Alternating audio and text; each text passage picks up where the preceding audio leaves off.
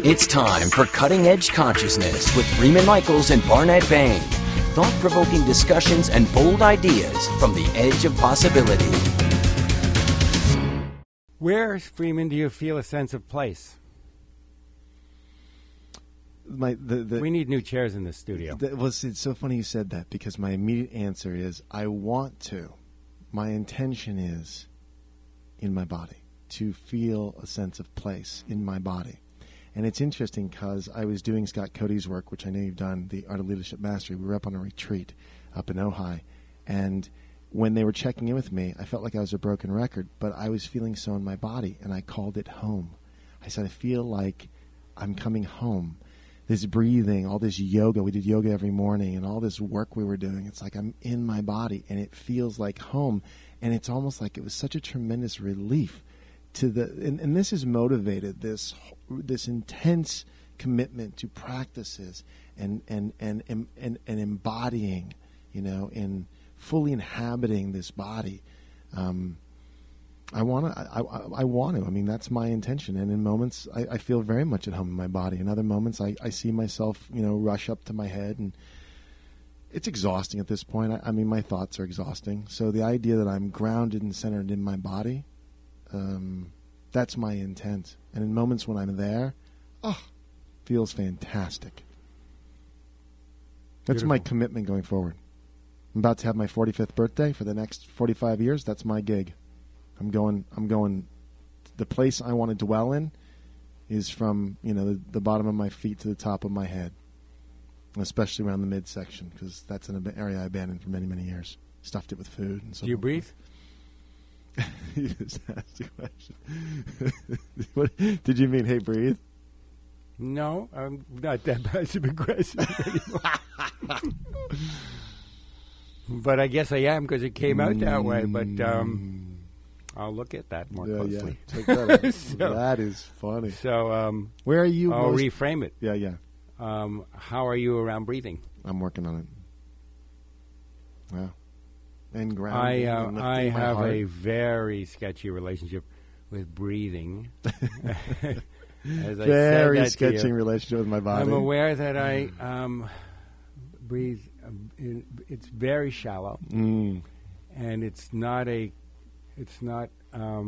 regular cadence. It's a staccato pattern, and any data coming in above a trickle, I hold my breath. I'm not even aware of holding it. It's not like I taking a deep breath and hold it. I just stop breathing. Mm-hmm. I know a lot of people, because I am now aware of this. I'm now looking. I now have radar up for this. You buy a new car, or a new red car, and you drive up the lot, and everybody's driving a new red car. That's right. I'm driving a new red set of lungs, and I look around, and everywhere I look, I see people not breathing. I agree with you. I was just away it sounds like all we ever do on our show is we're off on retreats. But you just came from one. I was off with a few friends, and we were just hanging out for a few days. And I noticed that people were going to their rooms, and a lot of them had these CPAP machines, or I forget what they're called. They looks like a mask that if you were a jet fighter. They plug it in because people have sleep apnea. So these machines, they keep them breathing at night. Oh, interesting. And it occurred to me from knowing these guys that, like me, they don't breathe. And some of the snoring comes out of not breathing. So we gasp into the back of the throat. You get all of this stuff goes on. There was one of those guys in my retreat. It's an epidemic.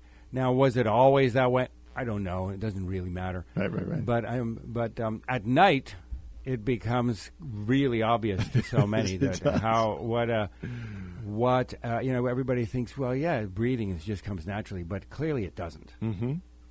And we stop breathing for reasons. The reasons are not from where you and I operate, everything's psychosomatic. Right. But the reasons we stop breathing, and it becomes a habit and becomes a certain kind of trained response to data, to incoming. And at night, you got a whole bunch of people with CPAP machines, and by day, you just have a whole bunch of people not breathing. Yeah. Well, this is why a practice from the yogic tradition, you call it the Ujjayi breath.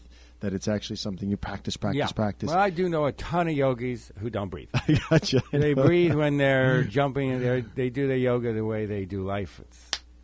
This is go at it. This is the idea of the yoga of life, that this whole practice becomes expressed in other ways besides just the hour and 15 minutes or whatever on the yoga mat. Yoga is life. Yoga is life. Yoga is a Tao to mix. That's right. To mix my traditions, to mix them up, scramble them all up. Yep. The breathing, though. When I stop breathing, I'm not in my body. I'm in my thoughts. My thoughts are racing, or there's nothing there. When I am in my body, I am not having. I'm still having thoughts, but I'm not all in the hamster wheel with them, and I'm having emotions. But I'm not in the hamster wheel with them. I'm having feelings at the level of sensation. My emotions are primarily mental. But I'm having feeling experiences, felt sense experiences in my body that are I'm suddenly in a relationship with an incarnated self, and it's shocking to me and uncomfortable. Yeah, wow, I'm tight across my chest. I can't breathe. Or if I breathe too deeply, I'm yawning, now I'm falling asleep, now I'm uncomfortable, now I'm out of my body again, thinking, well, wonder what's going on here. I can't. No, it's a really good point. It's really major deal. It's really a slippery slope. Well, with that, listen, I'm thrilled we had the time today to go through some questions, and to the degree that we handled We've identified our sense of place. We know where we are. Someday we're going to live there.